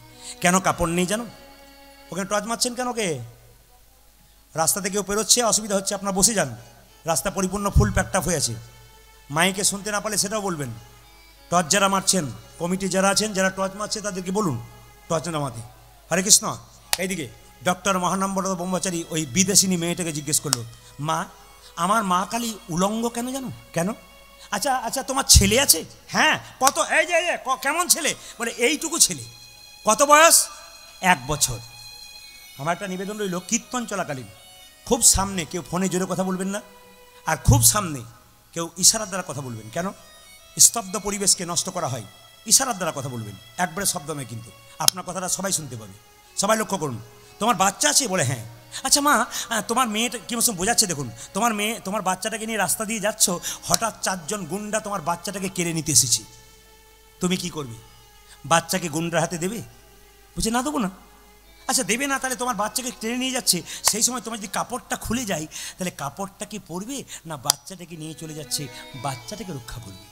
বলছে প্রাণপণ দিয়ে জান লড়িয়ে দেবো আমার ছেলেকে পাওয়ার জন্য, আমি কাপড়ের দিকে তাকাবো না। তোমার ছেলেকে রক্ষা করতে গিয়ে যদি তোমার কাপড়টা খুলে যায় মা, সেই কাপড়টা আস্তে আস্তে সেই কাপড়টা যদি খুলে যায় তোমার ছেলেকে রক্ষা করতে গিয়ে, সেই ছেলে বড় হয়ে যদি জানতে পারে, বলবেন আপনার উত্তরটা, সেই ছেলে বড় হয়ে জানতে পারে আমার মা গুন্ডার হাত থেকে আমাকে বাঁচাতে গিয়ে তার কাপড়টা খুলে গিয়েছিল, তাহলে সেই মাকে পুজো করবে না সেই মাকে খারাপ খারাপ কথা বলবে? বলুন কোনটা করবে? জোরে বলুন। পুজো করবে। তখন মেয়েটি বলেছিল বিদেশি, বাবা পুজো করবে? আচ্ছা মা, দৈত্য দানবের হাত থেকে মা কালী আমাদের মতো সন্তানকে রক্ষা করতে গিয়ে মায়ের যদি কাপড় খুলে যায় তবে মা কি তার সন্তানকে রক্ষা করবে? দৈত্য দানবের হাত থেকে আমাদের রক্ষা করতে গিয়ে মায়ের কাপড় খুলে গিয়েছিল, সেই মাকে পুজো করব না সেই মাকে খারাপ খারাপ কথা বলবো? বিদেশিনী তখন ডক্টর মহানম্রত ব্রহ্মচারীর চরণ ধরে বলেছিল, বাবা, ইংরেজিতে বলেছিল, বাংলা করে বললাম, বাবা আমার অন্যায় হয়ে গেছে, আমি না বুঝে, সনাতন ধর্ম এমন ধর্ম যে বাইরেরটা নারকেলের মতো ভেতরে শ্বাসজল আছে, ওই জন্য কেউ বিচার করবেন না বাইরেটা দেখে, ভেতরে শ্বাসজলটা দেখুন, তারপর আপনার বিচার করুন, তবে সনাতন ধর্ম রক্ষা করতে পারবেন। এই জন্য সনাতন ধর্ম সম্পর্কে বিদ্রূপ মন্তব্য নয়, আপনার সব ধর্মকে সমান সম্মান দেবেন, নিজের ধর্মকে একবারে ছোট করবেন না। আমাদের সমাজে দেখবেন সবচাইতে লজ্জার ব্যাপার, অন্যান্য ধর্মীয় মানুষরা তাদের ধর্মীয় মানুষকে সম্মান দেয় আর আমাদের ধর্মীয় মানুষকে আমরা অসম্মান করি, এইটা আমাদের সবচাইতে লজ্জার ব্যাপার। সাধুগুরু বৈষ্ণব রাস্তা দিয়ে পেরিয়ে আমরা ঠাট্টা করি, তার ঝোলা ধরে টেনে দিই, এইটাই তো সনাতন ধর্ম ধ্বংস হবার পথ।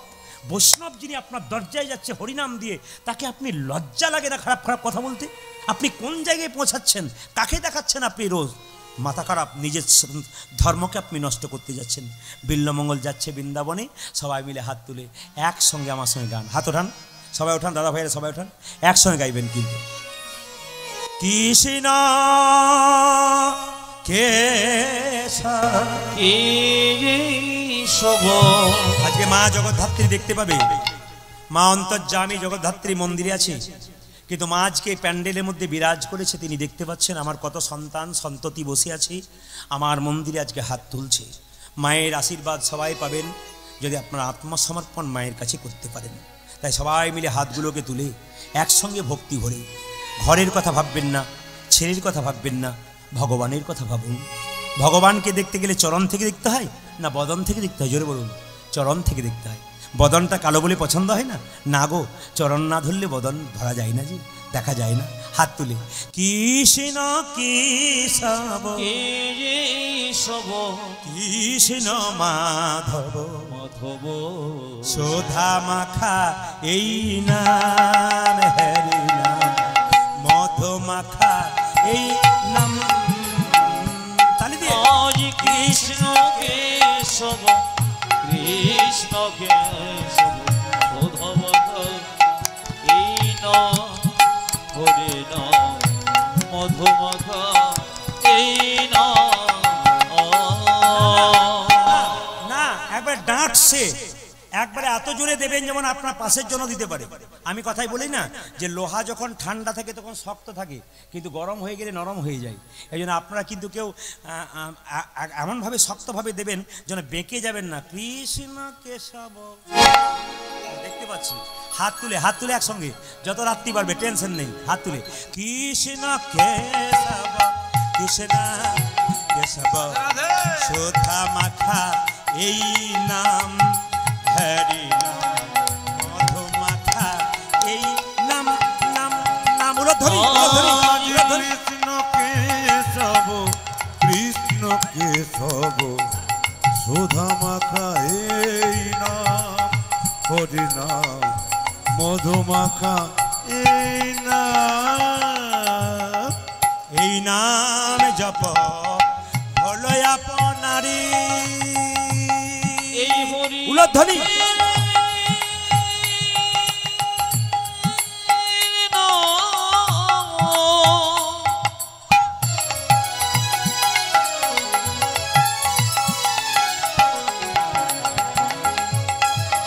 একসঙ্গে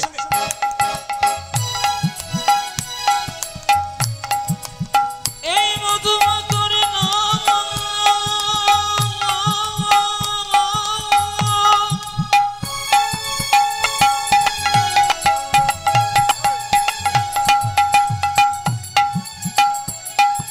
সবাই তালি দিয়ে এই নামে যে মামা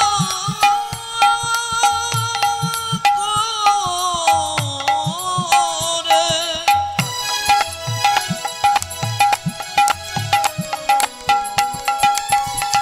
বাহ বাহ, তালি দিয়ে উলধ্বনি। তারি সর্বদত্ত আহা, যাবে গো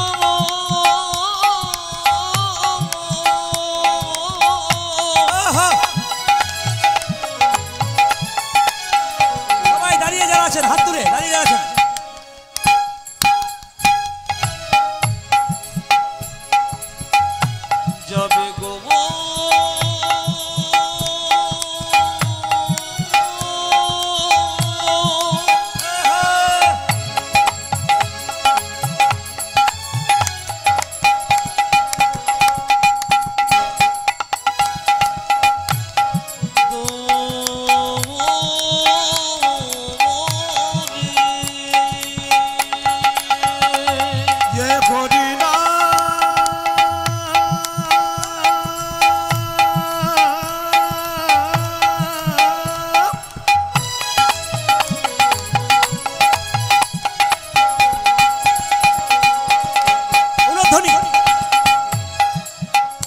ये मधुमाखा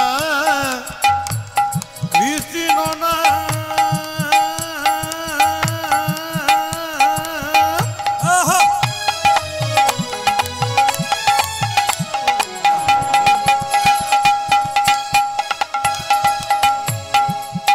এই নামে দেব করে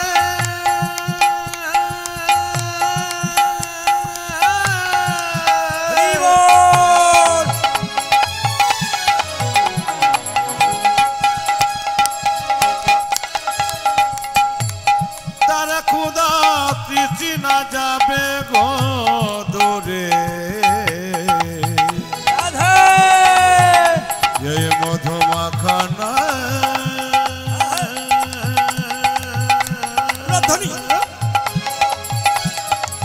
এই সুদামাকা